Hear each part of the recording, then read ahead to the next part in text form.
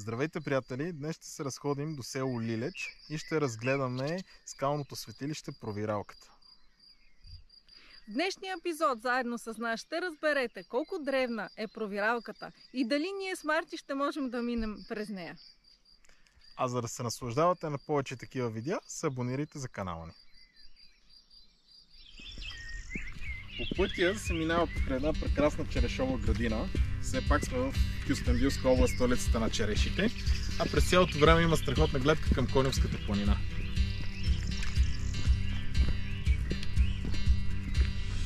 Из невиделица пред нас се разкрива прекрасна гледка.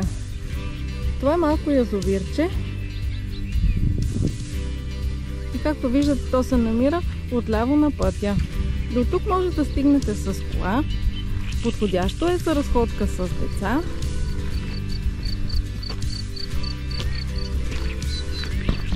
И аз ви препоръчвам да преминете пътя пеша. Ако стигнете до язовир Лилеч, значи сте на правилната посока.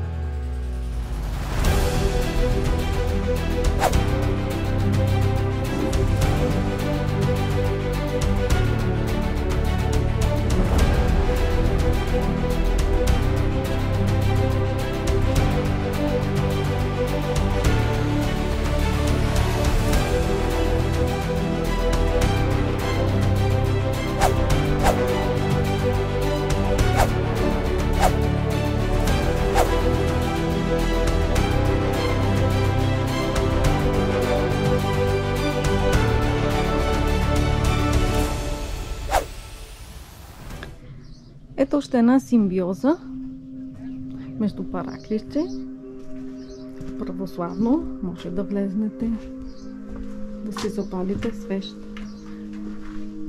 Тук са оставени яйца от Великден. Забелязвам, че ето тук са прикрепени свещи за палене. Много интересно.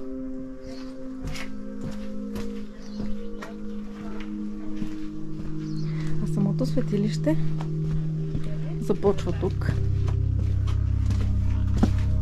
Преминаваме през един коридор.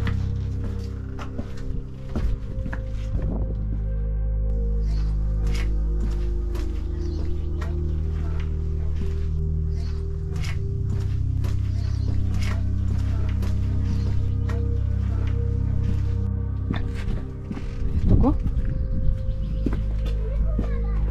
И сега. Провиралката ето там. Ето оттам трябва да преминете по корем, да изпълзите и когато излезнете на слънцето, вече сте преминали.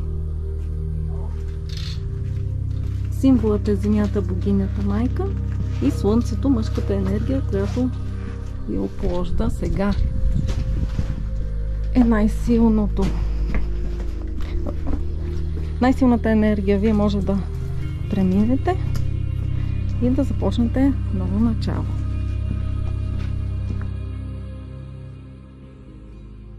Марти се опитва да мине през провиралката. Я да видим дали ще стане тази работа.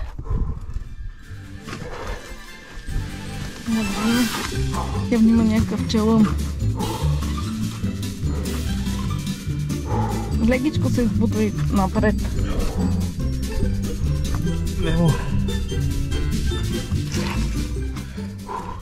GoPro-то не ти ли пречи?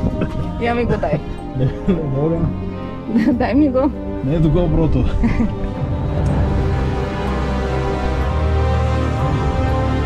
Има ли минава? минаваме, чакай. Няма минаване!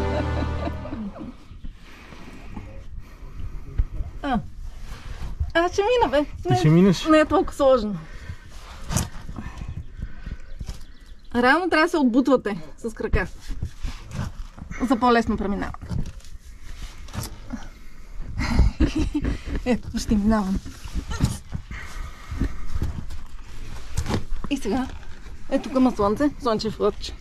Значи като се изкача, огрее слънцето, значи правилно преминала съм. И почваме ново начало. Нали?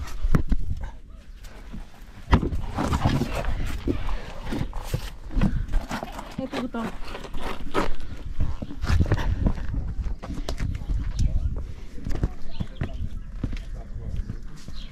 Ето като преминете и сте много щастливи, усмихнати и пълни с енергия. Ритуала трябва да се направи 3 пъти. Така ли? Да.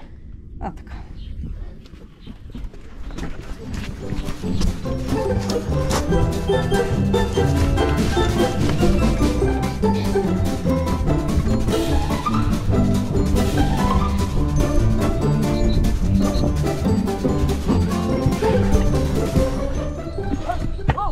Това е. Трети път. Браво! Намирам се на върха на светилището, в нещо като трон, с ямка, в която се съдържа дъждовна вода. Има и други ямки.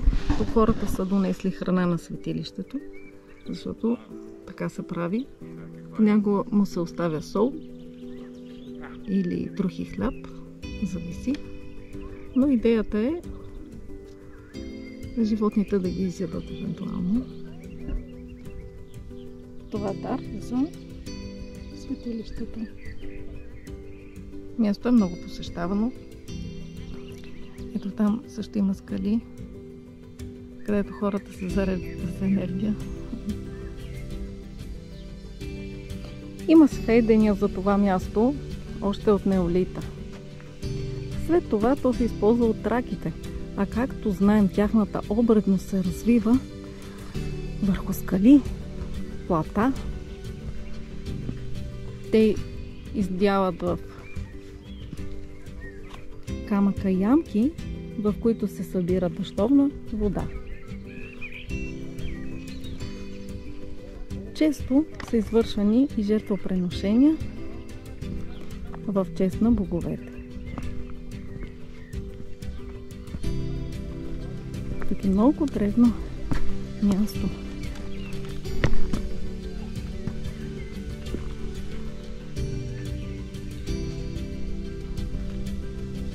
Има и трон, но той може да бъде и жертвеник.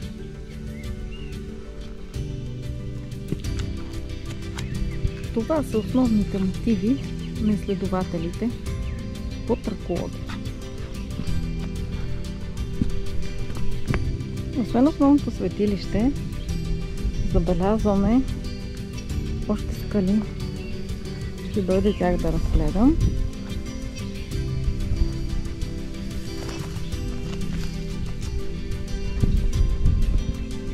А тук се забелязват вързани парцелчета. Според една от легендите, парцелчета или дрехи се окичват върху дърво, което символизира обличане на дървото на живота на богинята майка. А в други времена парцелчета са се връзвали за здраве, т.е. парцелчето е на някой болен човек и той има вяра в своето сърце, че като го завърже на дърво, ще се излекува.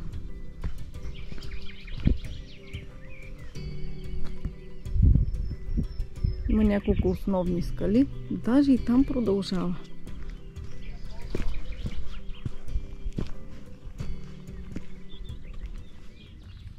Най-голяма е силата на светилището първите дни на май до 6. Затова ние решихме през този период да преминем и видяхме, вече стигнали до светилището, че има и храм Свети Георги Победоносец.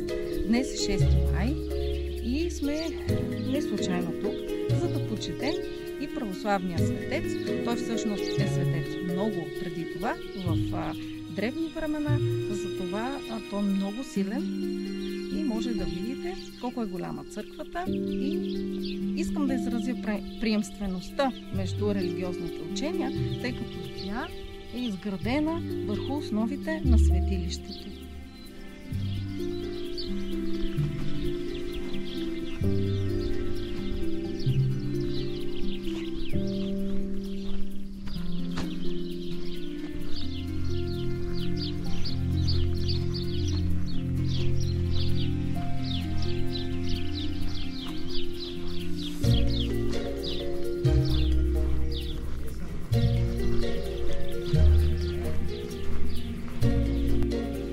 Свети Георги е един от могъщите светци. Той побеждава змея, а змея е олицетворението на злото. Също така Свети Георги се почита както в християнството, така и в исляма.